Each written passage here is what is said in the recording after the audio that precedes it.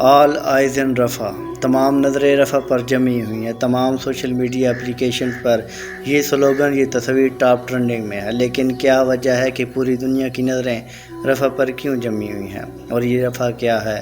جو لوگ نہیں جانتے ان کو بتاتا چلوں کہ آپ جانتے ہیں کہ اسرائیل نے غزہ کو بری طرح تباہ کر دیا ہے، جس کے نتیجے میں 36,000 مظلوم فلسطینیوں کو، جن میں 15,000 ننھے منھے بچے شامل تھے، شہید کیا جا چکا ہے۔ جو غزہ میں بچ جانے والے مظلوم فلسطینی تھے، انہوں نے غزہ سے نکل کر دیر البلح کے علاقے میں پناہ لے لی۔ جب اسرائیلیوں نے دیر البلح کا علاقہ بھی تباہ کر دیا تو وہاں سے لوگ جان بچا کر، یہ خان یونس کا علاقہ ہے، یہاں پر آ گئے۔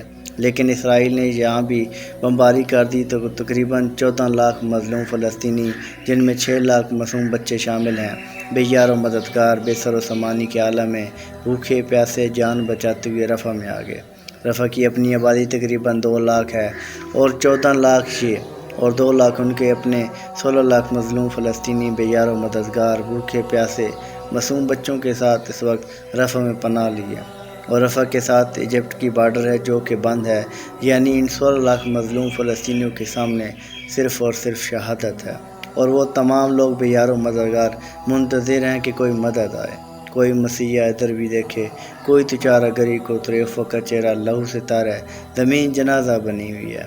تو یوں کہنا بھی غلط نہیں ہوگا کہ پوری دنیا کی نظریں رفح کے ختم ہونے کا تماشا دیکھ رہی ہیں، کیونکہ اب وہاں بھی بمباری کی جا رہی ہے۔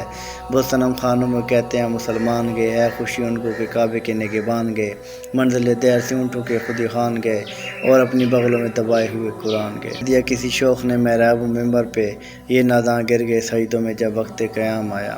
جلتا ہے شام و فلسطین پہ میرا دل، پر تقدیر سے کھلتا نہیں یہ یکتا دشوار ہے۔ امت مسلمہ جاگو، اب یہاں تکبیر کی نہیں، واقعہ بدر و حنین کی ضرورت ہے۔ اللہ سے دعا ہے کہ اللہ امت مسلمہ کی وہ ارباب اختیار، وہ حکمران جو طاقت رکھتے ہیں، ان کو غیرت ایمانی عطا کرے۔ سلام پہنچے۔